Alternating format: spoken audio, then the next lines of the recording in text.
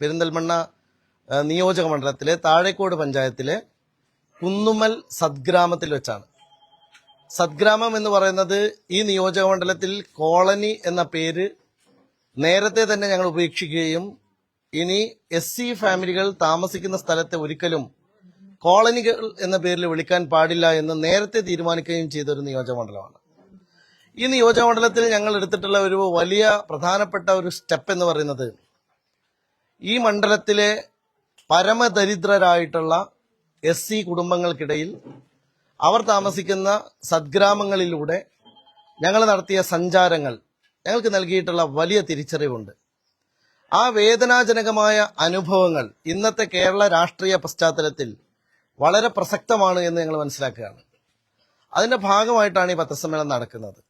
ഈ പത്രസമ്മേളനത്തിൽ പങ്കെടുക്കുന്നത് ഇവിടുത്തെ ഗ്രാമപഞ്ചായത്ത് മെമ്പറും UDF നേതാവുമായിട്ടുള്ള VP റഷീദ് മാസ്റ്റർ, ഹമീദ് സാഹിബ്, അതുപോലെ തന്നെ രാമകൃഷ്ണൻ.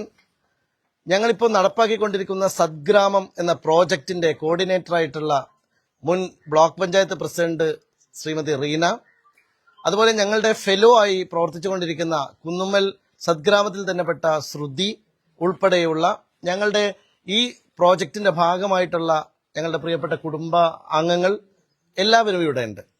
അപ്പൊ എന്തുകൊണ്ട് ഞങ്ങൾ ഈ സദ്ഗ്രാമത്തിലേക്ക് വന്ന് ഈ പത്രസമ്മേളനം നടത്തുന്നു എന്നുള്ളത്, ഇപ്പോ നമ്മളെ കേരളത്തിൽ ഏറ്റവും ചർച്ച ചെയ്യപ്പെട്ട ഒരു കാര്യമാണ് അതിദാരിദ്ര്യമുക്തമായി കേരളം മാറി എന്ന് പറയുന്ന ഏറ്റവും വലിയ പ്രഖ്യാപനം. കേരള പിറവിക്ക് ശേഷം കേരളം കണ്ട ഏറ്റവും വലിയ നുണബോംബാണ് അതെന്ന് മാധ്യമങ്ങളെ കൂടി ബോധ്യപ്പെടുത്താൻ കഴിയുന്ന ഏറ്റവും ദയനീയമായ സാഹചര്യങ്ങൾ നമ്മുടെ ചുറ്റും നിൽക്കുകയാണ്. കഴിഞ്ഞ 3 മാസങ്ങൾക്ക് മുമ്പ് കാലിക്കറ്റ് യൂണിവേഴ്സിറ്റിയിലെ ഡെവലപ്മെന്റ് സ്റ്റഡീസിലെ PG വിദ്യാർത്ഥികളെ ഞങ്ങൾ ഈ നിയോജകമണ്ഡലത്തിലേക്ക് കൊണ്ടുവരുണ്ടായി. ഒരു NGO ആക്ടിവിറ്റീസിന്റെ ഭാഗമായിട്ടാണ് സദ്ഗ്രാമത്തിന് വേണ്ടി 2871 വീടുകളിൽ കുട്ടികൾ സർവേ നടത്തി. ഒരു മാസം അവരിവിടെ താമസിച്ച് എല്ലാ വീടുകളും കയറിയിറങ്ങി വളരെ വിശദമായ ഒരു സാമ്പത്തിക സാമൂഹ്യ സർവേ നടത്തുകയുണ്ടായി. വളരെ ഞെട്ടിപ്പിക്കുന്ന കണക്കുകളാണ്. നമ്മൾ അതിദാരിദ്ര്യം നാടു നീങ്ങി എന്ന് പറയുന്നതിന്റെ 4 മാനദണ്ഡങ്ങൾ. ഒന്ന്, താമസയോഗ്യമായ വീടാണ്. അതിവിടെ ഇല്ല. പലർക്കും സാനിറ്ററി സൗകര്യങ്ങൾ ഇവിടെ ഇല്ല. കുടുംബത്തിന് 200 രൂപ ശരാശരി വരുമാനമുള്ള കുടുംബങ്ങൾ എല്ലാവരും എത്തിയിട്ടില്ല. ഒരുപാട് കുടുംബങ്ങൾ ആരോഗ്യപരമായി വലിയ പ്രശ്നങ്ങളിൽ ജീവിക്കുകയാണ്. ശുദ്ധജലം പോലും അവർക്ക് ലഭ്യമാകുന്നില്ല. നമ്മൾ ഇപ്പോ ഗവൺമെന്റ് മുന്നോട്ട് വെച്ചിട്ടുള്ള ഈ 4 കാര്യങ്ങൾ, ഒന്ന് toilet and sanitation, housing and infrastructure, livelihood and employment, health and medical support, ഈ 4 പാരാമീറ്ററുകളിലും തകർന്നുപോയ കുടുംബങ്ങളുടെ നിരവധി ചിത്രങ്ങൾ നിങ്ങൾക്ക് കാണാം. അപ്പൊ സ്വാഭാവികമായും ഞാൻ ഈ വിഷയം ഉന്നയിച്ചപ്പോൾ തന്നെ വലിയ സൈബർ ക്യാപ്സ്യൂളുകൾ വരികയുണ്ടായി ഇടതുപക്ഷത്തിന്റെ ഭാഗത്ത് നിന്ന്. അത് MLA-യുടെ പരാജയമാണ്. MLA-യുടെ നാട്ടിലാണ് ഇതില്ലാത്തത്. ഞാൻ ഇങ്ങനെ ഒരു മെസ്സേജ് അയക്കുന്ന ഏത് ഇടതുപക്ഷ പ്രവർത്തകനുണ്ടെങ്കിലും അവരോട് ഞാൻ വെല്ലുവിളിക്കുന്നു, നിങ്ങൾ ഉൾക്കൊള്ളുന്ന പഞ്ചായത്തിൽ ഞാൻ വന്ന് സർവേ ചെയ്യാം. ആ പഞ്ചായത്തിൽ ഈ മാനദണ്ഡങ്ങളിൽ പെടുന്ന കുടുംബങ്ങളില്ലെങ്കിൽ നമുക്ക് ആ വെല്ലുവിളി ഏറ്റെടുക്കാം. ഇന്ന് കേരളം ശരിക്കും പറഞ്ഞാൽ ഏറ്റവും ദുർബലമായ ഒരു ഓട്ടയടക്കലാണ് ഈ കാര്യത്തിൽ ചെയ്തിരിക്കുന്നത്. കൺകെട്ട് വിധിയാണ് ചെയ്തിരിക്കുന്നത്. സെലിബ്രിറ്റീസിനെ കൊണ്ടുവന്ന് ദാരിദ്ര്യമില്ല എന്ന് പറഞ്ഞാൽ ദാരിദ്ര്യം ഇല്ലാതാവോ? സാധാരണ നമ്മൾ കാണാറുണ്ട്, ഈ സോപ്പ് തേച്ചാൽ നിങ്ങളൊക്കെ വെളുക്കുന്ന് പറഞ്ഞിട്ട് സിനിമാ താരങ്ങൾ പരസ്യത്തിൽ വരും. എന്നിട്ട് ആ സോപ്പ് തേച്ച് വല്ലവരും വെളുക്കാറുണ്ടോ? ഇതുപോലെയാണ് ഇന്ന് കേരള സർക്കാർ സെലിബ്രിറ്റീസിനെ കൊണ്ടുവന്നുകൊണ്ട് ഇവിടെ പ്രഖ്യാപനം നടത്തി ഇവിടെ ദാരിദ്ര്യമില്ല എന്ന് പറയുന്നത്. ഞാൻ എൻ്റെ ചുറ്റുമുള്ള ഈ വീടുകൾ മാധ്യമപ്രവർത്തകർ ജസ്റ്റ് ഒന്ന് കാണണം. പോളിസിയാണ് പ്രശ്നം. ഞങ്ങൾ ഇതിനെക്കുറിച്ച് ഗൗരവമായി പഠിക്കുകയാണ്. സദ്ഗ്രാമം എന്ന് പറയുന്ന ഒരു പ്രോജക്റ്റായി ഈ നിയോജക മണ്ഡലത്തിൽ MLA ഇനീഷ്യേറ്റീവായി ഞങ്ങൾ ഏറ്റെടുക്കുന്ന ഒരു പ്രോജക്റ്റാണ്. ആ പ്രോജക്റ്റിന്റെ ഭാഗമായിട്ട് ഞങ്ങൾ നടത്തിയ പഠനം ഞങ്ങളെ ബോധ്യപ്പെടുത്തിയ കാര്യം, ഇവിടുത്തെ സാധാരണ കുടുംബങ്ങളിൽ SC കുടുംബങ്ങൾ ഇന്ന് അനുഭവിക്കുന്ന ഏറ്റവും സങ്കടകരമായ പാത്തറ്റിക് ആയിട്ടുള്ള സിറ്റുവേഷൻ ആണ്. പലർക്കും വീടില്ല. എന്താ കാര്യം? വീടിന് വേണ്ടി 6 ലക്ഷം കൊടുക്കും എന്ന് പറയും. ആദ്യം എന്ത് ചെയ്യണം? നിലവിലുള്ള വീട് വാസയോഗ്യമല്ല എന്ന് സർട്ടിഫൈ ചെയ്യണം. എന്നിട്ട് അത് പൊളിച്ചു മാറ്റണം. പൊളിച്ചു മാറ്റുന്ന വീടിന് നിർമ്മിക്കാൻ വേണ്ടി 6,50,000 രൂപ അഡ്വാൻസ് കൊടുക്കും. നിങ്ങൾക്കറിയാമല്ലോ, ഒരു സാധാരണ കുടുംബം, ഏറ്റവും ദരിദ്രരായ കുടുംബങ്ങൾക്ക് ഇത് കിട്ടുമ്പോൾ അവര് സ്വാഭാവികമായും ഈ 50,000 കൊണ്ട് തറ പോലും കെട്ടാൻ അവർക്ക് കഴിയില്ല. ആ തറയിൽ നിന്ന് ഷെഡിലേക്ക് മാറുകയാണ്. ഇപ്പൊ ഈ കാണുന്ന നമ്മുടെ ഈ പത്രസമ്മേളനത്തിന്റെ തൊട്ടു താഴെ 3 വീടുകൾ ഷെഡുകളാണ്. എത്ര വർഷമായി അവിടെ? എത്ര വർഷമായി? 5 വർഷമായി അവർ ഷെഡിൽ താമസിക്കുന്നു. ഏത് മാനദണ്ഡ പ്രകാരമാണ് ഇവർക്ക് വീട് ലഭിച്ചത് എന്ന് സർക്കാർ പറയണം. ഇവർ ഇങ്ങനെ ഈ ഷെഡിനകത്ത് 5 വർഷമായി കഴിഞ്ഞിട്ടും അവരുടെ വീട്ടിലേക്ക് മാറ്റാൻ കഴിയാത്ത യാഥാർത്ഥ്യം. ഞാനിവിടെ കംപ്ലീറ്റ് ഡാറ്റകൾ വെച്ചാണ് സംസാരിക്കുന്നത്. ആ ഡാറ്റയുടെ ബേസിൽ സംസാരിക്കുമ്പോൾ ഒരു കാര്യം വ്യക്തമാകും: ഇത് ഏറ്റവും വലിയ ശുദ്ധ നുണയാണ്, ശുദ്ധ അസംബന്ധമാണ്. ഇവിടെ മറ്റൊരു പ്രധാനപ്പെട്ട കാര്യം, ഈ സദ്ഗ്രാമവുമായി ബന്ധപ്പെട്ട് യഥാർത്ഥത്തിൽ ദാരിദ്ര്യം, തൊഴിൽ, വിദ്യാഭ്യാസം, ആരോഗ്യം, വീട് എന്നീ മുഴുവൻ അവസ്ഥകളും വിലയിരുത്താനാണ് ഞങ്ങൾ ശ്രമിച്ചിട്ടുള്ളത്. അതിനകത്ത് ഞങ്ങൾ മെത്തഡോളജി ആയിട്ട് ഉപയോഗിച്ചിട്ടുള്ളത്, ഈ സർവേക്ക് പ്രത്യേകമായ ക്വസ്റ്റ്യനെയർ തയ്യാറാക്കി, വീട് തോറും ഡാറ്റ ശേഖരിച്ചു, ഫീൽഡ് വളണ്ടിയർമാർ വിവരങ്ങൾ പരിശോധിച്ചു, പരിശോധനാ സൂചികകൾ വിദ്യാഭ്യാസം, സാമ്പത്തികം, ആരോഗ്യം, തൊഴിൽ, ക്ഷേമനില എന്നിങ്ങനെ ക്രമപ്പെടുത്തി. ഇതെല്ലാം ഞങ്ങൾ ചെയ്തു. അതിലേറ്റവും പ്രധാനപ്പെട്ട ഒരു ഡാറ്റ എനിക്ക് പറയാനുള്ളത്, 93.7% ആളുകളും BPLO AAY വിഭാഗത്തിൽപ്പെട്ടവരുമാണ്. നിങ്ങൾക്ക് എല്ലാവർക്കും അറിയാം, ഇന്ന് AAY എന്ന് പറയുന്ന കാറ്റഗറിയിൽ നിന്ന് കേരളം ഔട്ടാവാൻ പോവാണ്. ഇപ്പൊ ഗവൺമെന്റ് സ്വാഭാവികമായിട്ടും ഇങ്ങനെ ഒരു പ്രഖ്യാപനം നടത്തിയതോടുകൂടി സംഭവിക്കുന്ന പ്രശ്നം, ഇനി AAY വഴി കേന്ദ്രം നൽകിയിരുന്ന ആനുകൂല്യങ്ങൾ കൂടി ഈ പാവപ്പെട്ടവർക്ക് ഇല്ലാതെയാകും. ഈ അല്ല, മൊത്തം സദ്ഗ്രാമങ്ങളിലെ 93.7% പെരിന്തൽമണ്ണ നിയോജകമണ്ഡലത്തിലെ നമ്മൾ ഈ പറഞ്ഞ 2,871 സദ്ഗ്രാമങ്ങളിലെ പഠന റിപ്പോർട്ടിലാണ്. രണ്ടാമത്തെ കാര്യം, 85% വീടുകൾ അവരുടെ ലൈവ്ലിഹുഡ് എന്ന് പറയുന്നത് 300 രൂപയിൽ താഴെയാണ്. 85% ആളുകളുടെ ശരാശരി വരുമാനം 300 രൂപയിൽ താഴെയാണ്. 10% ആളുകൾ 200 രൂപയിൽ താഴെയാണ്. എന്ന് പറഞ്ഞാൽ നമ്മൾ പറയുന്ന അതിദരിദ്രർ എന്ന് പറയുന്നതിന്റെ കാറ്റഗറിയിൽ ഗവൺമെന്റ് പറയുന്നത് 200 രൂപ ദിവസ വരുമാനത്തിൽ താഴെയുള്ളവരെല്ലാം അതിദരിദ്രരാണ്. ഞങ്ങൾ ഇപ്പോഴും പറയുന്നു, ഈ 10%, ഞങ്ങൾ സർവേ ചെയ്ത സ്ഥലങ്ങളിലെ 10% ആളുകൾ ഇപ്പോഴും ഈ ദാരിദ്ര്യ രേഖയിൽ 200 രൂപയിൽ താഴെ നിൽക്കുന്നു. 6.3% വീടുകളിലുള്ള ആളുകൾക്ക് മാത്രമേ സ്ഥിര വരുമാനമുള്ളൂ, വെറും 6.3%.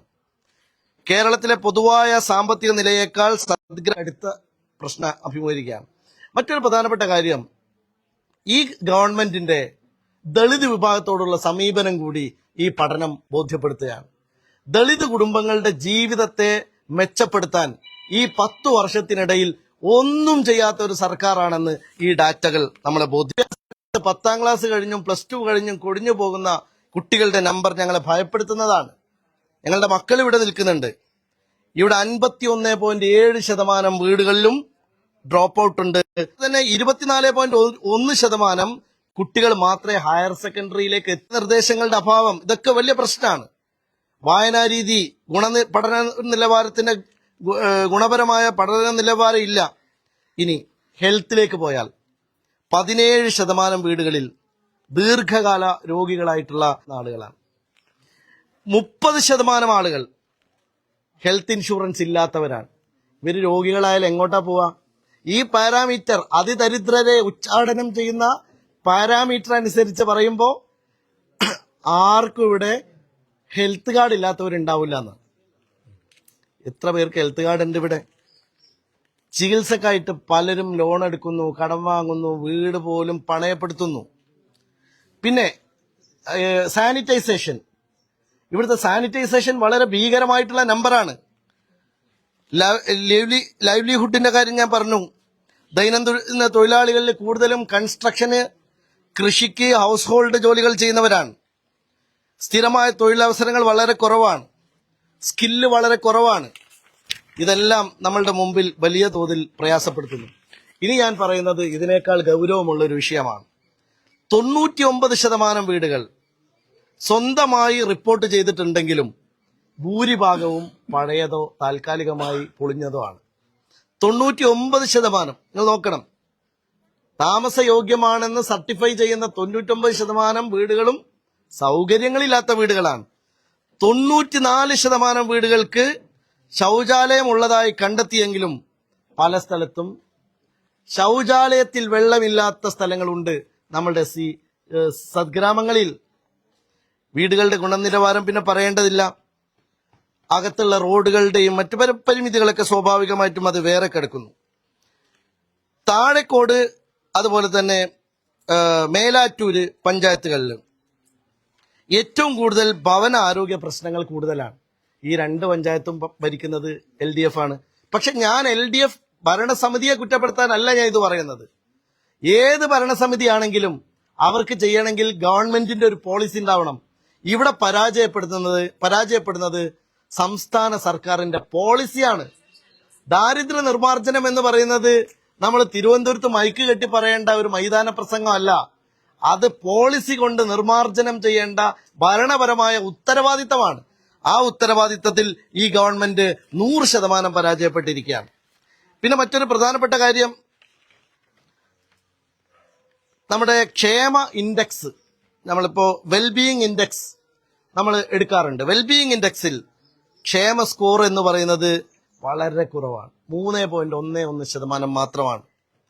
ഇത്തരത്തിൽ നമ്മുടെ പിന്നെ നമ്മൾ മനസ്സിലാക്കേണ്ടത് ദാരിദ്ര്യം എന്ന് പറയുന്നത് ഒരു സ്റ്റേറ്റ് ആണ്, ഒരു സ്റ്റേറ്റ് ഓഫ് ലൈഫാണ്, ഒരു സന്ദർഭമാണ്. ഇപ്പോ ഒരു പ്രകൃതി ദുരന്തം പെട്ടെന്നുണ്ടായി, ആ നാട് മുഴുവനും ഒലിച്ചുപോയി. അപ്പൊ അവിടെ എല്ലാവരും പരമദരിദ്രരാവൂലേ? അപ്പൊ പരമദരിദ്രരെ ഒരു നാട്ടിൽ നിന്ന് ഒഴിവാക്കുക എന്ന് പറഞ്ഞാൽ പണ്ട് ഹിറ്റ്ലർ ചെയ്ത പോലെയുള്ള ഒരു പണിയാണ്. ഹിറ്റ്ലർ ചെയ്ത പണി എന്താണ്? അംഗവൈകല്യമുള്ള ആളുകൾ ഇനി ജർമ്മനിയിൽ ഇല്ല എന്ന് തീരുമാനിച്ചു. അപ്പൊ മൂപ്പർ എന്ത് ചെയ്തു? അംഗവൈകല്യമുള്ള മുഴുവൻ ആളുകളെയും അയാൾ കൊന്നൊടുക്കി. ഇതുപോലെയാണോ പിണറായി അതിദരിദ്രരെ ഒഴിവാക്കാൻ ഉദ്ദേശിക്കുന്നത്?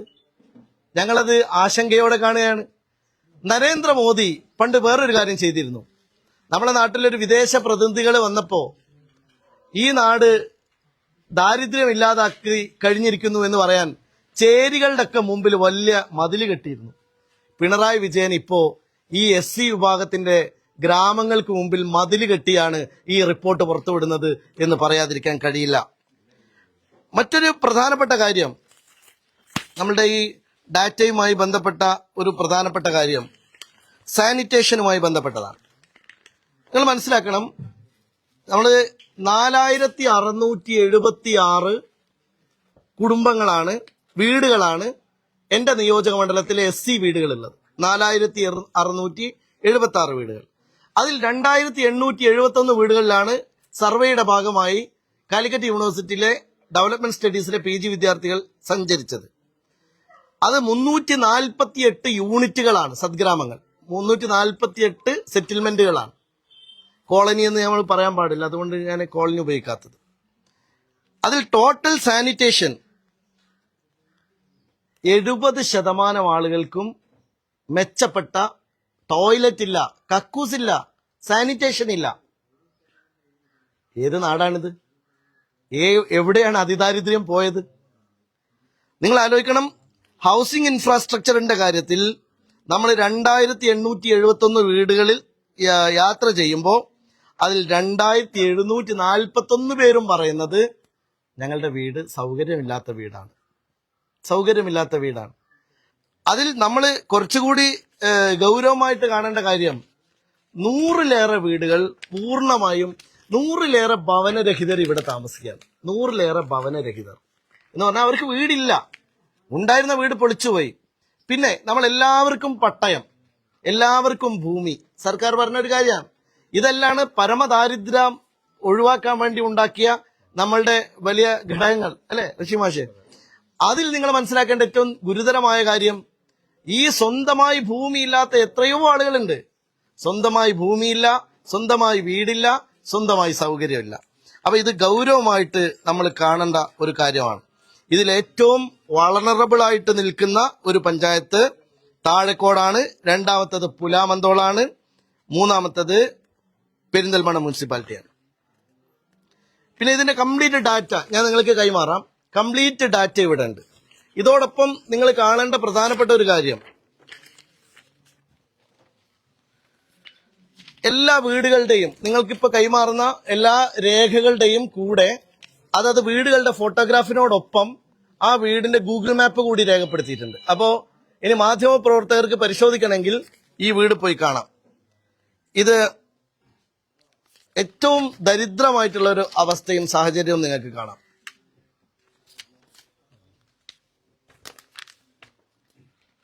ഇതാ ഈ വീടുകൾ നിങ്ങൾ നോക്കൂ. ഇതൊക്കെ മനുഷ്യർ ജീവിക്കുന്ന സമ്പന്നരുടെ വീടാണ്.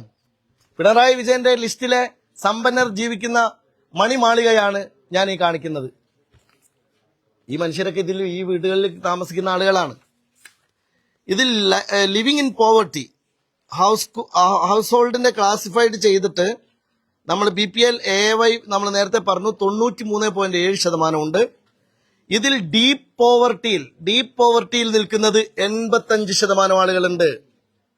ആകെ ഇക്കണോമിക് സ്റ്റെബിലിറ്റി ഉണ്ട്, സാമ്പത്തികമായ ഒരു സ്ഥിര സംവിധാനം ഉണ്ട് എന്ന് പറയാൻ കഴിയുന്ന വെറും 6.3% ആളുകളെ ഉള്ളൂ. ഇതിൽ 10% ആളുകൾ അൾട്രാ പോവർട്ടിയിലാണ്. ഇത് MLA എന്ന നിലയിൽ ഞാൻ പറയുന്ന ഒരു കണക്കല്ല. കാലിക്കറ്റ് യൂണിവേഴ്സിറ്റിയിലെ വിദ്യാർത്ഥികൾ, PGയിലെ ഡെവലപ്മെന്റ് സ്റ്റഡീസിലെ PG വിദ്യാർത്ഥികൾ 30 ദിവസം ഇവിടെ ക്യാമ്പ് ചെയ്ത് നടത്തിയിട്ടുള്ള പഠനത്തിന്റെ തുടർച്ചയായി എല്ലാ ഡാറ്റകളും വെച്ച് സയന്റിഫിക് ആയിട്ടുള്ള പഠനമാണ്. ഞാൻ ഒരൊറ്റ കാര്യം ചോദിക്കുന്നു, ഈ ഗവൺമെന്റ് അതിദരിദ്രരില്ലാത്ത കേരളം എന്ന് പ്രഖ്യാപിക്കാൻ ഏതെങ്കിലും ഒരു സയന്റിഫിക് ആയിട്ടുള്ള പഠനം നടത്തിയിട്ടുണ്ടോ? ഏതെങ്കിലും ഒരു പ്ലാനിംഗ് കമ്മീഷനെ ഈ പഠനത്തിൽ ഉൾപ്പെടുത്തിയിട്ടുണ്ടോ? നമ്മുടെ സ്റ്റാറ്റിസ്റ്റിക് ഡിപ്പാർട്ട്മെന്റിനെയോ കമ്മീഷനെയോ ഈ പഠനത്തിൽ ഉൾപ്പെടുത്തിയിട്ടുണ്ടോ? അവർ മാനദണ്ഡമാക്കിയ ഏതെങ്കിലും ഒരു മാനദണ്ഡം നമുക്ക് പറയാൻ കഴിയോ? ഞങ്ങൾ സയന്റിഫിക് ആയിട്ട് നടത്തിയ പഠനമാണ് ഇവിടെ ഈ വേദനാജനകമായിട്ടുള്ള കാര്യം റിപ്പോർട്ട് ചെയ്യുന്നത്. ഡ്രോപ്പ് ഔട്ടിന്റെ ഞാൻ പറഞ്ഞു. നിങ്ങൾ നോക്കൂ, ഈ ഹയർ എഡ്യൂക്കേഷൻ മേഖലയിൽ നിന്ന് 24% കുട്ടികൾ ഡ്രോപ്പ് ചെയ്യാണ്. SSLC കഴിഞ്ഞിട്ട് ആകെ പഠിക്കുന്നത് ഈ 24% കുട്ടികൾക്ക് മാത്രമേ പഠിക്കാൻ കഴിയുന്നുള്ളൂ. ഇത് ഏത് നാടാണ്?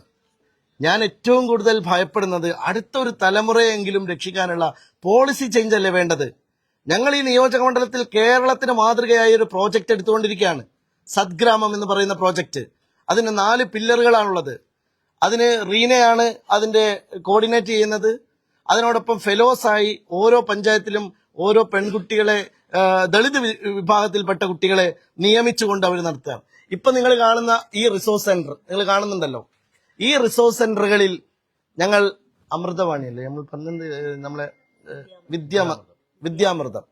വിദ്യാമൃതം എന്ന പേരിൽ ഞങ്ങളൊരു ട്യൂഷൻ സ്റ്റാർട്ട് ചെയ്തു. എന്താണ് കാര്യം?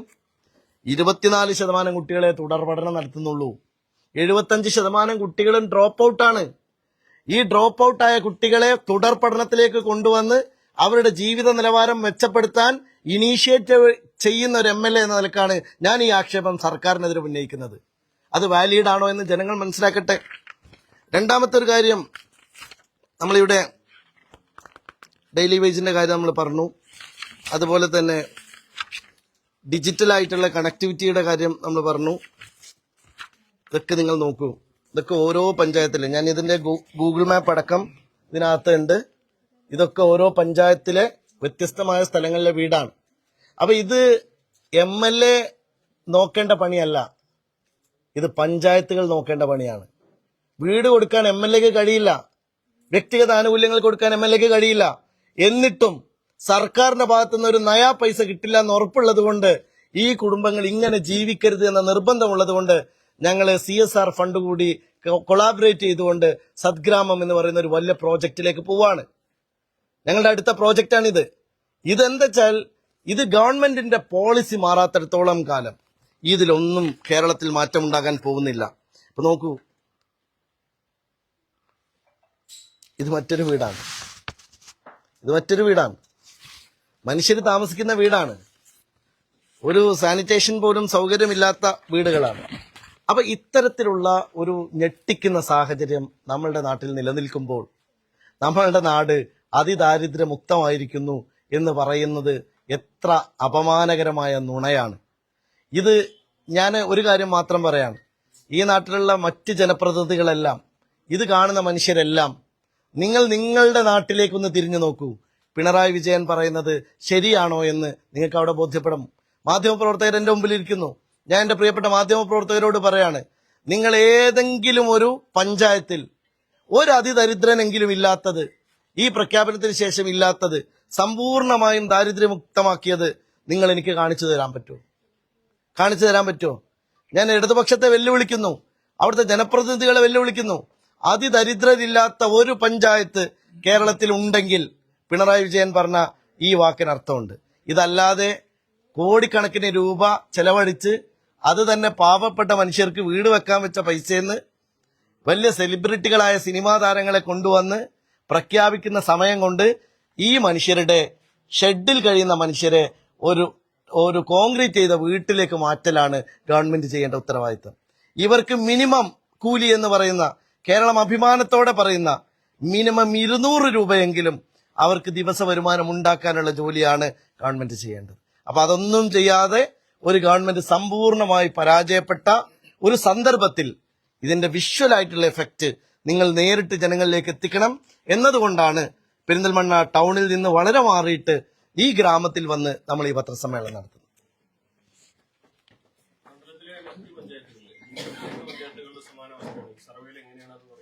അല്ല, ഞാൻ പറഞ്ഞല്ലോ, ഇത് UDFന്റെയോ LDFന്റെയോ ഗ്രാമപഞ്ചായത്തുകൾ ഭരിക്കുന്നവരുടെ പ്രശ്നമല്ല. ഇതൊരു സർക്കാരിന്റെ പോളിസി പ്രശ്നമാണ്, ഇടതുപക്ഷ സർക്കാരിന്റെ പോളിസിയുടെ പ്രശ്നമാണ്. എന്ന് പറഞ്ഞാൽ ഇങ്ങനെയാണോ ദാരിദ്ര്യമുക്തമാക്കേണ്ടത്? ഞാൻ ഇപ്പൊ ഉദാഹരണമായിട്ട് പറയാം. ഏറ്റവും ചുരുങ്ങിയത് ഒരു ഗവൺമെന്റ് വിചാരിച്ചാൽ, നമ്മളിപ്പോ SC വീടുകള് ഭവന പുനരുദ്ധാരണത്തിന് ഒരു ഏജൻസിയെ നിയമിച്ച് അവർക്ക് വീടുണ്ടാക്കി കൊടുക്കാൻ ഈ 6 ലക്ഷം മതിയാവില്ല. ഇനി അതിൽ കുറച്ച് പൈസയും കൂടി കൂട്ടി ഗവൺമെന്റ് തന്നെ ഒരു ഏജൻസി വഴി, ഇപ്പൊ നിർമ്മിതി കുറെ നിർമ്മാണ പ്രവൃത്തി നടത്തുന്നുണ്ടല്ലോ, അതുപോലെ നേരിട്ട് അവർക്ക് വീട് വെച്ച് കൊടുക്കുകയാണെങ്കിൽ ഈ പ്രശ്നം കുറെ കൂടി പരിഹരിക്കും. അപ്പൊ ഗവൺമെന്റിന്റെ താല്പര്യം ഇവർക്ക് വീടുണ്ടാവലല്ല, ഇവരെന്നും ദാരിദ്ര്യത്തിൽ നിൽക്കലാണ്. ഇത് പ്രശ്നപരിഹാരമല്ല. ഇന്നത്തെ ആധുനിക ഗവൺമെന്റുകൾ ശ്രദ്ധിക്കേണ്ടത് സൊല്യൂഷൻസ് ആണ്. ആധുനിക കാലത്ത് നമ്മൾ ശ്രദ്ധിക്കേണ്ടത് സൊല്യൂഷൻസ് ആണ്. ഒരു MLA എന്ന നിലയിൽ ഞാൻ ഇന്റർവ്യൂ ചെയ്യുന്നത് സൊല്യൂഷൻസ് ഉണ്ടാക്കാനാണ്. അപ്പൊ ഞാൻ പറയുന്നത്, ഇത് കേരളത്തിലെ എല്ലാ 1000-ഓളം പഞ്ചായത്തുകൾ, 1000-ലേറെ പഞ്ചായത്ത് കേരളത്തിലുണ്ടല്ലോ, നിങ്ങൾ മുഴുവൻ പഞ്ചായത്തിലും നോക്കൂ, അവിടേക്ക് ഇതേ സാഹചര്യമാണ് ഉണ്ടാവുന്നത്. സർക്കാരിന്റെ തദ്ദേശ വകുപ്പ് മന്ത്രിക്കും മാനദണ്ഡങ്ങളെ പറഞ്ഞൊരു കാര്യം, വീടില്ലാത്തതിനപ്പുറത്തേക്ക് രേഖകളില്ലാത്ത ആളുകൾ എന്നുള്ളതാണ്. ഈ സർവേയിൽ അത് മാനദണ്ഡമാക്കി രേഖകളില്ലാത്ത ഇതേ ക്വാളിഫിക്കേഷൻ വരുന്ന ആളുകളും കുടുംബങ്ങളുണ്ടോ? അല്ല, ഞാൻ പറഞ്ഞല്ലോ, ഇപ്പൊ രേഖകൾ എന്ന് പറഞ്ഞാൽ ഒന്നാമത്തെ കാര്യം, ഇപ്പൊ ID കാർഡും റേഷൻ കാർഡും ഉണ്ടായതുകൊണ്ട് ആൾക്കാരെ പ്രശ്നം തീരൂലല്ലോ. രേഖകൾ എന്ന് പറയുന്നത് അവർക്ക് പട്ടയമില്ലാത്ത, സ്വന്തം ഭൂമിയില്ലാത്ത, ഒരു തുണ്ട് ഭൂമിയില്ലാത്ത ഒരുപാട് കുടുംബങ്ങൾ നമ്മളൊക്കെ നാട്ടുപുറത്തുണ്ട്. ഇതൊന്നും പരിഗണിക്കാതെയാണ്. കാരണം കഴിഞ്ഞ ദിവസം കേരളത്തിലെ ഏറ്റവും പ്രശസ്തരായിട്ടുള്ള 3 സാമ്പത്തിക വിദഗ്ധന്മാർ, ഒരു വളരെ ശ്രീ കണ്ണൻ, ശ്രീ ഉമ്മൻ, ഇവരുടെ നേതൃത്വത്തിൽ ഒരു പഠന റിപ്പോർട്ട് പുറത്തുവിടുകയുണ്ടായി. എന്ത് പാരാമീറ്റർ ആണ് ഗവൺമെന്റ് ഇതിന് ഉപയോഗിച്ചത്? ഗവൺമെന്റ് മറുപടി ഉണ്ടായിട്ടില്ല. ഇതിന്റെ പാരാമീറ്റർ ആരും അറിഞ്ഞിട്ടില്ല. ഇപ്പതാ ഒരു വാർഡ് മെമ്പർ ഇവിടെ ഇരിക്കുന്നു, ദാരിദ്ര്യ നിർമ്മാർജ്ജനം 2021 മുതൽ തീരുമാനിച്ച് അത് നടപ്പാക്കി വിജയിപ്പിച്ചു എന്ന് പറയുമ്പോൾ ഈ വാർഡ് മെമ്പർമാർക്ക് എന്ത് പരിഗണനയോ അതിലെ പങ്കാളിത്തമോ അതിലുണ്ടായത്?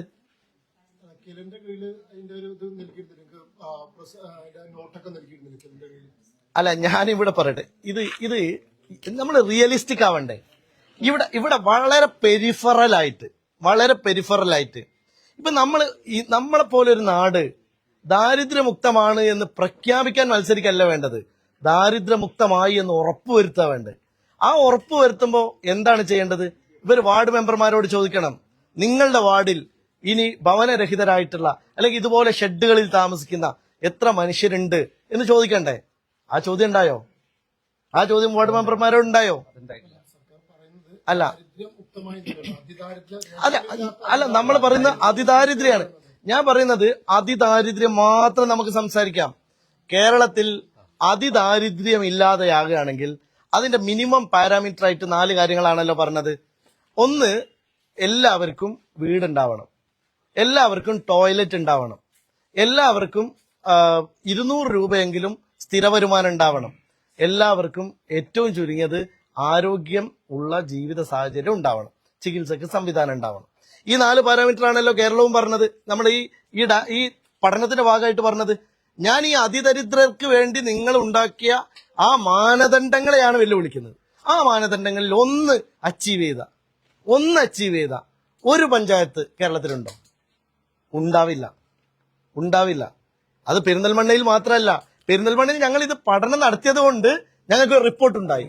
പെരിന്തൽമണ്ണയിൽ ഞങ്ങൾ ഇങ്ങനെ ഒരു വിദ്യാർത്ഥികളെ വെച്ച ഒരു സ്റ്റഡി റിപ്പോർട്ട് ഉണ്ടാക്കി. ഇത് ഡാറ്റ ഉണ്ടാക്കിയത് കൊണ്ടും ഇതിന്റെ ഞങ്ങളൊരു സോഷ്യൽ വർക്ക് ചെയ്തത് കൊണ്ടും കേരളത്തിന് ഞങ്ങൾ സമ്മാനിക്കുന്ന ഒരു സംഗതിയാണ്. ഇതിൽ നിന്ന് ഗവൺമെന്റ് പാഠം പഠിക്കണം. ഈ ഡാറ്റ വെച്ച് ഗവൺമെന്റ് പഠിക്കണം. എന്നിട്ട് അതിദരിദ്രരില്ലാത്ത കേരളമാക്കി മാറ്റാനുള്ള പരിശ്രമത്തിലേക്ക് കാൽവെക്കണം. ആ പരിശ്രമത്തിലേക്ക് കാൽവെക്കണമെങ്കിൽ അതിദരിദ്രർക്ക് വേണ്ടി നിർമ്മിക്കാൻ ഉദ്ദേശിച്ച വീടിന്റെ പൈസ എടുത്ത് ഇവന്റിന്റെ മാമാങ്കം നടത്തല്ല വേണ്ടത്. അത് അവർക്ക് എത്തിക്കാൻ, അർഹരായ മനുഷ്യർക്ക് അത് എത്തിക്കാനുള്ള സംവിധാനം ഗവൺമെന്റ് ഉണ്ടാക്കണം. റേഷൻ കാർഡാ? അല്ല, റേഷൻ കാർഡുകൾ ഇല്ലാത്ത കുടുംബങ്ങളെ ഞങ്ങൾ നോക്കിയിട്ടില്ല. റേഷൻ കാർഡ് ഉള്ളത് കൊണ്ട് മാത്രം അവരുടെ അടിസ്ഥാന പ്രശ്നങ്ങൾ അവസാനിക്കുന്നില്ലല്ലോ. റേഷൻ കാർഡ് മാത്രമല്ലല്ലോ ഇതിൽ. അല്ല, റേഷൻ ആനുകൂല്യങ്ങൾ കിട്ടാത്തവരുണ്ടോ എന്നുള്ളത് ചില സ്വാഭാവികമായിട്ടും വീടില്ലാത്തവർ, അനധികൃതമായി ഷെഡിൽ താമസിക്കുന്നവർ, അങ്ങനത്തെ ആളുകൾ സ്വാഭാവികമായും അവർക്ക് റേഷൻ കാർഡും ഉണ്ടാവില്ല. അത് ഞങ്ങൾ കൃത്യമായിട്ട് അത് മാത്രം പഠിച്ചിട്ടില്ല. ഞങ്ങളത് കുറച്ചുകൂടി വിശദമായിട്ട് അതും അന്വേഷിക്കാം. ഇതാണ് ഞാൻ ഈ പറഞ്ഞ ഏറ്റവും വലിയ ദുരന്തം. ഇത് മീഡിയ പുറത്തു കൊണ്ടുവരേണ്ട ഏറ്റവും പ്രധാനപ്പെട്ട ഒരു പോളിസി മാറ്ററാണ്. ഈ ഒരു വീടുണ്ടാക്കാന് നമ്മളെ ഇപ്പൊ വാർഡ് മെമ്പർമാരായിരുന്ന ആളുകളും ബ്ലോക്ക് പ്രസിഡന്റ് ആയിരുന്ന ആളാണ് റീന. ഇവരൊക്കെ ജനപ്രതിനിധികളായിരുന്ന ആളുകളാണ്. ഇപ്പൊ ഞാനൊരു വാർഡ് മെമ്പർ ആയിരുന്ന ആളാണ്. കിട്ടണമെന്ന് വെച്ചാൽ പടവ് കഴിഞ്ഞ് തറ കെട്ടി ഇതാക്കാം. 50,000 രൂപക്ക് ഈ സാധുക്കൾക്ക് ജീവിതത്തിൽ എന്തെങ്കിലും അതിന് കഴിയോ? കുറെ ആൾ കടക്ക വാങ്ങി എങ്ങനെങ്കിലും ഇത് ഉണ്ടാക്കും, വളരെ കുറഞ്ഞ ആളുകൾ. അല്ലാത്തവരെന്താ ചെയ്യുന്നതെന്ന് അറിയോ? ഈ കെട്ടിയ തറന്റെ മേലെ ഇതുപോലൊരു ഷെഡ് കെട്ടും. പിന്നെ ജീവിതകാലം മുഴുവനും ആ 5-6 ലക്ഷം അവർക്ക് കിട്ടൂല. അവരൊരിക്കലും വീട്ടിലേക്ക് മാറൂല. അവർ ഭവനരഹിതരായി നിൽക്കുകയാണ്. അങ്ങനെ സർക്കാരിന്റെ പോളിസി കൊണ്ട് മാത്രം ഭവനരഹിതരായി മാറിയ അനേകം SC കുടുംബങ്ങളെ നിങ്ങൾ ഏത് സദ്ഗ്രാമത്തിൽ പോയാലും കാണാൻ പറ്റും. ആ പോളിസിയാണ് സർക്കാർ തിരുത്തേണ്ടത്. ഈ അതിദാരിദ്ര്യം പ്രഖ്യാപിക്കാൻ എടുത്ത സാമർത്ഥ്യത്തിന് മുമ്പ് പോളിസി മാറ്ററിൽ തിരുത്താനുള്ള ശ്രമമായിരുന്നു നടത്തേണ്ടത്.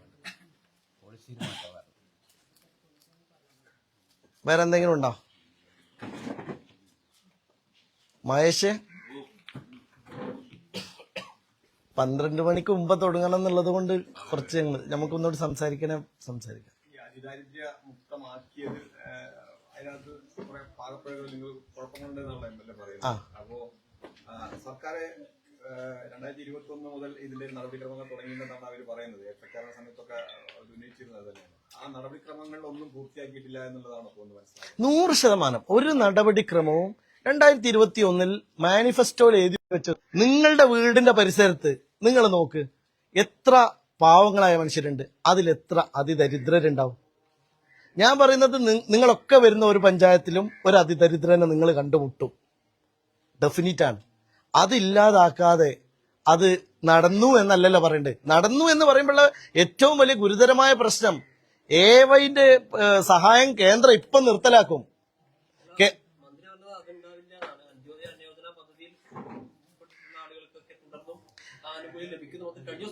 അല്ല, മന്ത്രി പറഞ്ഞാലും നമ്മൾ കേന്ദ്ര ഗവൺമെന്റിനോടും ലോകത്തോടും ഇപ്പൊ ചൈന വരെ പ്രകീർത്തിച്ചു എന്നാ പറയുന്നത്.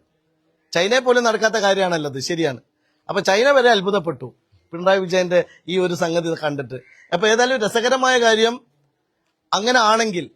അങ്ങനെയാണെങ്കിൽ ഗവൺമെന്റിന്റെ മുമ്പിൽ ഡാറ്റ അല്ലേ ഉള്ളത്.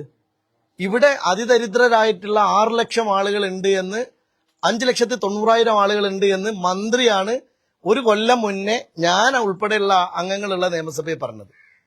ആ 5,90,000 ആളുകൾ എങ്ങനെയാണ് ഒരു കൊല്ലം കൊണ്ട് 60,000 ആയിട്ട് ചുരുങ്ങിയത്? ഇത് മാത്രം മതി, വേറെ ഒന്നും വേണ്ട. അല്ല, അത് തദ്ദേശ സ്ഥാപനങ്ങൾ വഴി ഒരു സർവേ അതിനുവേണ്ടി നടത്തിയ അതിന് തയ്യാറാക്കിയ ഉദ്യോഗസ്ഥരും ജനപ്രതിനിധികളും സന്നദ്ധ പ്രവർത്തകരും ഉൾപ്പെടുന്ന ഒരു ടീമിനെ തയ്യാറാക്കിയിട്ടാണല്ലോ ഈ സർവേ പൂർത്തിയാക്കി അതിദരിദ്രരെ കണ്ടെത്തുകയും അവരുടെ പ്രശ്നങ്ങൾ എന്താണെന്ന് മനസ്സിലാക്കി അവർക്ക് വേണ്ട ആനുകൂല്യങ്ങൾ കൊടുക്കുന്നതിന്, അത് മരുന്നില്ലാത്തവർക്ക് മരുന്ന് കിട്ടാത്തവരാണ് മരുന്ന് കിട്ടാത്തത്, വീടില്ലാത്തവർക്കും താമസിക്കാൻ കഴിയാത്തവരോട് താമസിക്കാനുള്ള സൗകര്യങ്ങൾ ഉണ്ടാക്കല്, അത്തരം കാര്യങ്ങൾ ചെയ്തതിന് ശേഷം ഉണ്ടാക്കിയതാണല്ലോ പിന്നെ ഈ അതിദാരിദ്ര്യം ഇല്ല എന്നുള്ള. ശരി, അല്ല ഞാൻ അങ്ങനെ അത്തരം കാര്യങ്ങൾ ചെയ്ത് പൂർത്തിയാക്കിയിട്ടല്ലേ ഈ പ്രഖ്യാപനം നടത്തിയിട്ടുള്ളത്? അല്ല, അതാണ് പ്രശ്നം. അങ്ങനെ ആയിരുന്നെങ്കിൽ അതിദരിദ്രരുടെ വീടുകൾ കാണൂലായിരുന്നു ഇവിടെ. ഈ 200 രൂപയിൽ താഴെ വരുമാനമുള്ളവരവിടെ കാണാൻ പാടില്ലായിരുന്നു. എത്രയോ വീടുകൾ 200 രൂപ പോലും ദിവസക്കൂലിക്ക് അല്ലെ ദിവസ വരുമാനമില്ലാത്തവര് ഈ ചുറ്റുപാടുമുണ്ട്. അതാ ഞാൻ പറയുന്നത്. ഇങ്ങനെ കേരളത്തിലെ എല്ലായിടത്തും ഉണ്ട് എന്ന് പറഞ്ഞാൽ ഇത് വേറൊരു ഒരു ഗിമ്മിക്കായി ഗവൺമെന്റ് നടത്തിയത് കൊണ്ട്. ഇതിൽ ഗവൺമെന്റിന് ആത്മാർത്ഥത ഉണ്ടായിരുന്നെങ്കിൽ നമ്മൾ അപ്രീഷിയേറ്റ് ചെയ്യായിരുന്നു. ഇത് പൊളിറ്റിക്കലായ കക്ഷി മത്സരമല്ല ഇതിലെ. എന്താ ഉത്തരവാദിത്വം? 2021 മുതൽ അങ്ങ് ഇവിടുത്തെ MLA ആണ്. അതെ, അങ്ങ് വോട്ട് ചോദിക്കാൻ വരുമ്പോഴൊക്കെ ഈ സദ്ഗ്രാമം കൂടെ വന്നിരുന്നു. അങ്ങയുടെ നിർദ്ദേശത്തെ പ്രകാരം അല്ലെങ്കിൽ ആഗ്രഹപ്രകാരമാണ് സദ്ഗ്രാമം എന്നുള്ള ഒരു വാക്ക് തന്നെ ഈ കോളനി ഒഴിവാക്കി ഉണ്ടാവുന്ന അത് തന്നെ അങ്ങനെയാണ്. അപ്പൊ ഇത്രയധികം പ്രശ്നങ്ങൾ നേരിടുന്നതാണ് ഈ പട്ടികജാതി കുടുംബങ്ങൾ, ഇല്ലെങ്കിൽ ഇത്തരം കുടുംബങ്ങൾ ഉണ്ട് എന്ന് കണ്ടിട്ട് അങ്ങ് സർക്കാരിനെ ശ്രദ്ധയിൽപ്പെടുത്തുന്നതിനോ ഇല്ലെങ്കിൽ ആ ഭാഗങ്ങളിലുള്ള തദ്ദേശ സ്ഥാപനങ്ങളിലെ ശ്രദ്ധയിൽപ്പെടുത്തി ഇതിനൊരു ഏകോപനം ഉണ്ടാക്കുന്നതിനോ, ഈ മണ്ഡലത്തിൽ എല്ലായിടത്തും ഇത്ര പ്രശ്നങ്ങളുണ്ടെന്ന് MLA തന്നെ പറയുമ്പോൾ അതിനൊരു ഏകോപനം ഉണ്ടാക്കാൻ സർക്കാർ തലത്തിൽ സർക്കാർ ഉദ്യോഗസ്ഥരെ കൂട്ടി വിളിച്ച് ഒരു യോഗം ചേർന്ന് ഇത്തരത്തിലുള്ള പ്രശ്നങ്ങൾ പരിഹരിക്കുന്നതിനുള്ള ഒരു നടപടി MLA ഭാഗത്ത് ഉണ്ടാവുക എന്തുകൊണ്ടാണ്? MLA ഭാഗത്ത് ഉണ്ടായ മുഴുവൻ നടപടികളുമാണ് ഞാൻ പറഞ്ഞത്. കഴിഞ്ഞ ഒരു വർഷമായി ഞങ്ങൾ വളരെ സൈലന്റായി എല്ലാ ഉദ്യോഗസ്ഥന്മാരെയും SCDO അടക്കമുള്ള ഉദ്യോഗസ്ഥന്മാരെ വിളിച്ചു ചേർത്ത് ഈ പ്രശ്നത്തിന്റെ ഗൗരവമായിട്ടുള്ള വിഷയങ്ങൾ കണ്ടെത്തി ഇത് നിയമസഭയിൽ 3 സബ്മിഷനുകളിലൂടെ കൊണ്ടുവന്ന് ഇതിൽ ജനങ്ങളുടെ ശ്രദ്ധയിലേക്ക് ഇത് കൊണ്ടുവന്ന് ഭരണകൂടത്തിന്റെ ശ്രദ്ധയിലേക്ക് കൊണ്ടുവന്ന് ഇവിടെ ഗവൺമെന്റിന്റെ ഒരു MLAക്കും വ്യക്തിഗത ആനുകൂല്യം കൊടുക്കാൻ കഴിയില്ലല്ലോ. എന്നിട്ടും നമ്മൾ വ്യക്തിഗത ആനുകൂല്യം കൊടുക്കാൻ സാധ്യതയില്ലാത്ത സാഹചര്യത്തിൽ CSR ഫണ്ട് പൂൾ ചെയ്തുകൊണ്ട് നമ്മൾ ഈ പ്രോജക്റ്റിന്റെ പ്രവർത്തനം തുടങ്ങിയിട്ട് 1.5 വർഷമായി. ഈ 1.5 വർഷത്തിനിടയിൽ ഞങ്ങൾ അച്ചീവ് ചെയ്ത ഏറ്റവും പ്രധാനപ്പെട്ട കാര്യമാണ് ഒരു കൃത്യമായ പഠനം ആദ്യം വേണം. ഒരു പഠനം നടന്നാൽ മാത്രമേ അതിന് പരിഹാരത്തെക്കുറിച്ച്. ഇതാണ് ഗവൺമെന്റ് ഞങ്ങൾ നടത്തിയ പോലെ ഒരു പഠനം ഗവൺമെന്റ് ഈ സ്റ്റേറ്റിൽ മുഴുവൻ നടത്തിയിരുന്നെങ്കിൽ, ഇതുപോലെ ഒരു റിപ്പോർട്ട് ഗവൺമെന്റ് പ്രസിദ്ധീകരിച്ചിരുന്നെങ്കിൽ ഈ പറഞ്ഞതിൽ അർത്ഥമുണ്ട്. MLA എന്ന നിലയ്ക്ക് 100% ഞാൻ ഈ കാര്യത്തിൽ ഇടപെടുകയും ദളിത് കുടുംബങ്ങളുടെ ജീവിത സാഹചര്യത്തെക്കുറിച്ച് മനസ്സിലാക്കുകയും ചെയ്ത് ഞാൻ എടുത്ത ഇനീഷ്യേറ്റീവിന്റെ ഫലമാണ് ഈ റിപ്പോർട്ട്. ഈ റിപ്പോർട്ടിന് ശേഷം ഈ റിപ്പോർട്ട് ഞങ്ങൾ ഇവിടെ അവസാനിപ്പിക്കല്ല. ഞങ്ങൾ ഈ റിപ്പോർട്ടിന് ശേഷം എന്തെല്ലാം ആക്ടിവിറ്റീസ് ഇവിടെ ചെയ്തു. ഞങ്ങൾ ചെയ്ത പ്രധാനപ്പെട്ട ഒരു കാര്യം ഇവിടുത്തെ ഹെൽത്ത് ഇൻഡെക്സ് ഇത് മെച്ചപ്പെടുത്തുന്നതിന് വേണ്ടി ഞങ്ങൾ കുറെ പ്രോജക്റ്റുകൾ ആലോചിച്ചു കഴിഞ്ഞു. അതുപോലെ തന്നെ ഇവിടെ വിദ്യാർത്ഥികളുടെ ഡ്രോപ്പ് ഔട്ട് വലിയൊരു പ്രശ്നമാണ്. ആ ഡ്രോപ്പ് ഔട്ട് പരിഹരിക്കുന്നതിന് വേണ്ടി ഇവിടെ തന്നെ ഞങ്ങളൊരു സിസ്റ്റം ഉണ്ടാക്കി. ആ സിസ്റ്റം എന്താണ്? ഈ സദ്ഗ്രാമങ്ങളിൽ തന്നെ ഉള്ള അത്യാവശ്യം വിദ്യാഭ്യാസമുള്ള ഡിഗ്രിക്കൊക്കെ പഠിക്കുന്ന കുട്ടികളെയാണ് ഞങ്ങൾ ഫെലോസായിട്ട് നിയമിച്ചു. അവര് 8ാം ക്ലാസ് മുതലുള്ള കുട്ടികളെ പഠിപ്പിച്ചുകൊണ്ടിരിക്കുകയാണ്. ഇതൊക്കെ ഞങ്ങൾ ചെയ്യുന്നുണ്ട്. ഈ ചെയ്യുന്ന പോലെ ഒരു പ്രവൃത്തി ഈ അതിദാരിദ്ര്യമുക്ത കേരളമാക്കി മാറ്റുന്നതിന്റെ ഭാഗമായി ഒരു പ്രോജക്റ്റ് ഇതുപോലെ ഈ നിയോജകമണ്ഡലത്തിൽ ഞങ്ങൾ NGO സംവിധാനം ഉപയോഗിച്ച് ചെയ്യുന്ന ഒരു പ്രോജക്റ്റ് ഈ കേരളത്തിലെ ഗവൺമെന്റ് ചെയ്യാൻ കഴിഞ്ഞോ എന്ന വെല്ലുവിളിയാണ് ഞാൻ നടത്തുന്നത്. പക്ഷെ അതിനകത്ത് മറ്റൊരു കാര്യമില്ല. ഇത്തരം സദ്ഗ്രാമങ്ങൾ ഇല്ലെങ്കിൽ ഉന്നതികൾ നവീകരിക്കുന്നതിനും അത്തരം പ്രവർത്തനങ്ങൾ നടത്തുന്നതിനു വേണ്ടി പല പ്രൊജക്ടുകളും സർക്കാരിന്റെ ഭാഗത്ത് പട്ടികവർഗത്തിന്റെയും ജാതി വകുപ്പിന്റെയും ഒക്കെ അംബേദ്കർ ഗ്രാമ പദ്ധതി അങ്ങനെ അത്തരം കാര്യങ്ങളൊക്കെ ഉണ്ട്. അത്തരം പദ്ധതികളൊക്കെ നടപ്പാക്കി ഇത്തരം സദ്ഗ്രാമങ്ങളെ ഉന്നതിയിലേക്ക് എത്തിക്കേണ്ടത് അതാത് മണ്ഡലങ്ങളിലെ MLA-മാര്. യെസ്, അതാത് മണ്ഡലങ്ങളിലെ MLA എന്ന നിലയ്ക്ക് ഞാൻ ഇവിടെ എടുത്ത ഏറ്റവും വലിയ മറ്റൊരു കാര്യം കൂടി പറയാം. ഒന്നാമത് അംബേദ്കർ ഗ്രാമം എന്ന പേരിൽ വലിയൊരു തട്ടിപ്പ് നടക്കുകയാണ്. അതും ഞാൻ നിയമസഭയിൽ കൊണ്ടുവന്നു. നിയമസഭയിൽ കൊണ്ടുവരലല്ല എന്റെ ഉത്തരവാദിത്തം. ഞാൻ ആ നിയമസഭയിൽ കൊണ്ടുവന്നു. അതിൽ ഏറ്റവും പ്രധാനപ്പെട്ട കാര്യം എന്തായിരുന്നു വെച്ചാൽ നിർമ്മിതിയെയാണ് ഇവരെ ഏൽപ്പിച്ചത് പണിയെടുക്കാൻ. ഒരു വർക്കിനും പൈസ കൊടുക്കുന്നില്ല, ഗവൺമെന്റ് പൈസ കൊടുക്കുന്നില്ല. നിർമ്മിതിക്ക് പൈസ കിട്ടുന്നില്ല എന്ന ആക്ഷേപം പറഞ്ഞിട്ട് നിർമ്മിതി 4-5 കൊല്ലം പ്രോജക്റ്റുകൾ വലിപ്പിക്കുകയാണ്.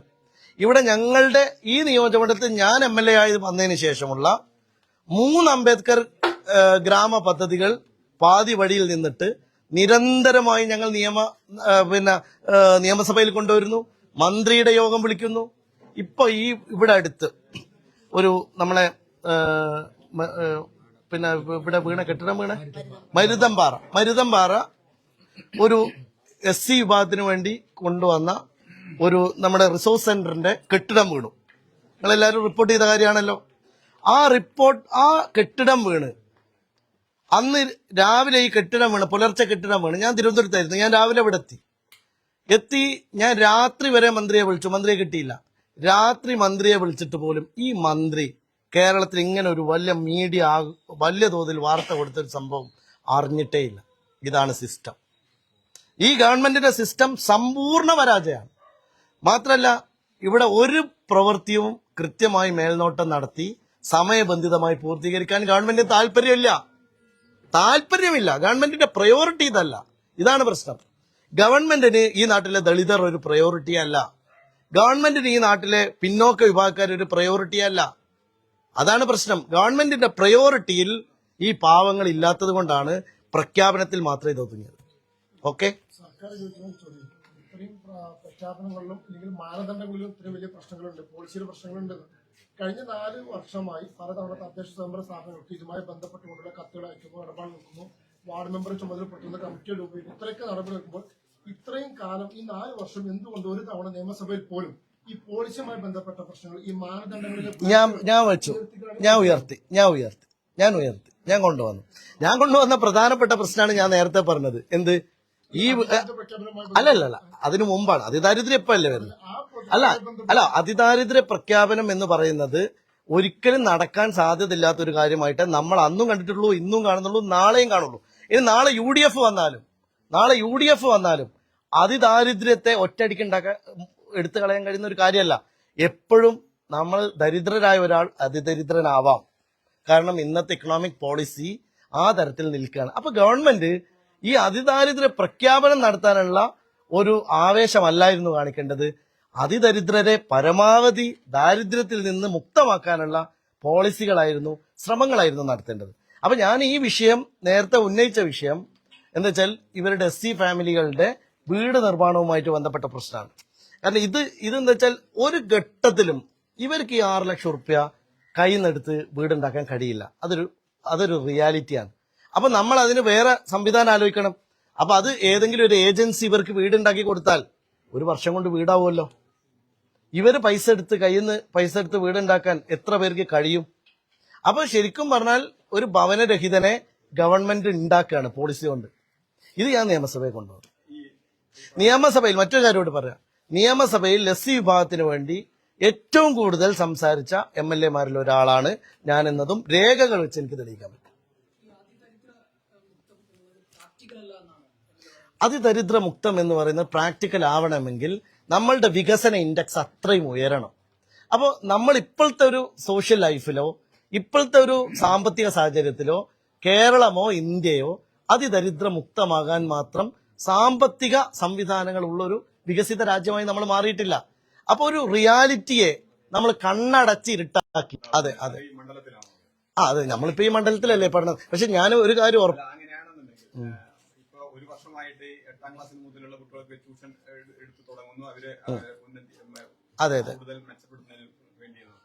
പക്ഷെ MLA ആയതിനു ശേഷം മുതൽ തന്നെ പോയത് എന്തുകൊണ്ടാണ്? ഉൾപ്പെട്ടു എന്ന് മാത്രമല്ല, നിങ്ങൾ മനസ്സിലാക്കണം, ഒരു പക്ഷേ കേരളത്തിൽ ഞങ്ങളൊരു സിവിൽ സർവീസ് അക്കാഡമി ഉണ്ടാക്കിയപ്പോൾ ആ സിവിൽ സർവീസ് അക്കാഡമിയിൽ ഒരു കമ്മ്യൂണിറ്റിക്കും റിസർവേഷൻ ഇല്ല, മെറിറ്റ് മാത്രമേ ഉള്ളൂ. പക്ഷെ ഞങ്ങൾ ആകെ റിസർവേഷൻ വെച്ചത് SC വിഭാഗത്തിലാണ്. 5% SC വിഭാഗത്തിന് സയ്യിദ് ഹൈദർലി ശിഹാബ് തങ്ങൾ അക്കാഡമിയിൽ ഇന്നും റിസർവേഷൻ നിൽക്കുകയാണ്. ഞങ്ങൾ ഏറ്റവും ചുരുങ്ങിയത് 5% ഞങ്ങൾ പറഞ്ഞെങ്കിലും 9 കുട്ടികളെങ്കിലും ഒരു ബാച്ചിൽ SC വിഭാഗത്തിൽ നിന്ന് ഉറപ്പുവരുത്തി കൊണ്ടുപോയ. അല്ലല്ല, മണ്ഡലത്തിലെ കുട്ടികളും വരുന്നുണ്ടല്ലോ ഇപ്പോഴും. അടുത്ത അല്ല, സംസ്ഥാന അടിസ്ഥാനത്തിലല്ല. അതെ, മണ്ഡലം മാത്രമല്ലല്ലേ നമ്മൾ പറയുന്നത്. നമ്മളെ നിലപാടാണ് ഞാൻ പറഞ്ഞത്. നമ്മളെ നിലപാട് അല്ല, ഇത് ഇപ്പോഴല്ലേ കിട്ടിയത്. ഈ പഠന അല്ലല്ല അത്തരത്തിലും കൊഴിഞ്ഞുപോക്ക് ഇത്തരം ഉന്നതികളിൽ ഉണ്ടാവുന്നതെന്ന് ഇപ്പൊ മനസ്സിലായി. അതെ. ഇത്തരം കാര്യങ്ങൾ മനസ്സിലായില്ലെന്ന് പറയുന്നു. ഇപ്പൊ അതിന് ശ്രമം നടക്കുന്നുണ്ട്. പക്ഷെ അങ്ങനെയാണെന്നുണ്ടെങ്കിൽ നിങ്ങൾ ആ വലിയ പ്രൊജക്ടിൽ ഇത്തരം ഉണ്ട്. അല്ല, ഞങ്ങൾ ഇവിടെ വന്ന് ഒരു പറയാം മണ്ഡലത്തിലെ സദ്ഗ്രാമങ്ങളിലെ കുട്ടികളെ ഉൾപ്പെടുത്താൻ ശ്രമിക്കുന്നുണ്ട്. ഉണ്ടെന്ന് മാത്രമല്ല, ഞങ്ങൾ വന്ന മുതൽ തുടങ്ങിയ ഒരു പ്രോജക്റ്റ് ഉണ്ട്. ക്രിയയുടെ ഭാഗമായിട്ട് തുടങ്ങിയ LSS USS NMS കോച്ചിങ്. അതിൽ SC വിഭാഗം കുട്ടികളെ പ്രത്യേകമായി ഞങ്ങൾ പരിഗണിക്കുന്നുണ്ട്. അവരെ പ്രത്യേകമായി ടേക്ക് കെയർ ചെയ്യാൻ അധ്യാപകരോട് പറയുന്നുണ്ട്. ഓരോ സ്കൂളുകളിൽ നിന്നും ആ കുട്ടികളെ കൊണ്ടുവരാൻ ഞങ്ങൾ ശ്രമിക്കുന്നുണ്ട്. ഇത് വ്യക്തിപരമായി എൻ്റെ നിലപാടാണ്. ഇത് എൻ്റെ ഒരു നിലപാട് കൂടിയാണ്. കാരണം ഈ നാട്ടിലെ സാമൂഹ്യ വികസനം നടക്കണമെങ്കിൽ, സാമൂഹ്യ ജീവിതത്തിൽ മാറ്റം ഉണ്ടാവണമെങ്കിൽ ജാതി ഒരു പ്രശ്നമാണ്. കേരളത്തിൽ ജാതി ഒരു പ്രശ്നമാണ്. ഇന്ത്യയിൽ ജാതി മാത്രമാണ് പ്രശ്നം. ജാതീയമായി വേർതിരിവ് നേരിടുന്ന, ജാതീയമായി ഉച്ചനീചത്വം നിൽക്കുന്ന, ജാതീയമായി മാറ്റി നിർത്തപ്പെടുന്ന മനുഷ്യർക്ക് ഏറ്റവും പ്രധാനമായി കൊടുക്കേണ്ട വിദ്യാഭ്യാസമാണ് എന്ന് അയ്യങ്കാളി പറഞ്ഞതാണ്. മഹാത്മാ അയ്യങ്കാളി പറഞ്ഞതാണ്. ഗാന്ധിജി കേരളത്തിൽ വന്നപ്പോൾ മഹാത്മാ അയ്യങ്കാളിയും ഗാന്ധിജിയും തമ്മിലുള്ള സംഭാഷണത്തിനിടയിൽ ഗാന്ധിജി ചോദിക്കുന്നുണ്ട്, എന്താണ് അയ്യങ്കാളിയുടെ ഏറ്റവും പ്രധാന ആവശ്യം? എന്റെ സമുദായത്തിൽ നിന്ന് 100 കുട്ടികളെ നിങ്ങൾ ബിരുദധാരികളാക്കുമെന്നാണ് ചോദിച്ചത്. ആ നിലപാടിനൊപ്പാണ് MLA എന്ന നിലയിൽ ഞാനുള്ളത്. ഞങ്ങളുടെ പോളിസി തന്നെ ഈ നിയോജകമണ്ഡലത്തിന്റെ ഒരു tag line unto the last എന്നുള്ളതാണ്. ഏറ്റവും പിറകിൽ നിൽക്കുന്ന മനുഷ്യരിലേക്ക് ഞങ്ങളുടെ എല്ലാ സൗകര്യവും എത്തിക്കുക എന്നുള്ളതാണ്. അതിനുവേണ്ടി ഞങ്ങൾ നിരന്തരമായി ശ്രമിക്കുന്നുണ്ട്. നിരന്തരമായി അതിൽ വിജയിച്ചു വരുന്നുണ്ട്. പിന്നെ ഇതൊരു വലിയ പ്രോസസ്സാണ്. ഞാനിപ്പം പിണറായി വിജയൻ പറഞ്ഞ പോലെ ഞാൻ നാളെ എല്ലാ SC സദ്ഗ്രാമങ്ങളും വികസിത മോഡലാവും എന്ന് പ്രതീക്ഷിക്കുന്നില്ല. അതെന്താ വെച്ചാൽ ഉട്ടോപ്പിയാണ്. ആ ഉട്ടോപ്യ പറയാനല്ല റിയലിസ്റ്റിക്കായി ചിന്തിക്കുന്ന ജനപ്രതിനിധികൾ ഉണ്ടാവേണ്ടത്. യാഥാർത്ഥ്യത്തെ യാഥാർത്ഥ്യബോധത്തോടെ മനസ്സിലാക്കി പതുക്കെ, വളരെ പതുക്കെ, ഞാൻ മനസ്സിലാക്കുന്ന ഒരു 10 കൊല്ലം നമ്മളൊരു ഹാർഡ് വർക്ക് ചെയ്താൽ ഒരു റിസൾട്ടിലേക്ക് എത്താം എന്നാണ് പ്രതീക്ഷിക്കുന്നത്. ഉണ്ട്. ഞാൻ ഈ റിപ്പോർട്ടിന്റെ കോപ്പി നിങ്ങൾക്ക് തരാം.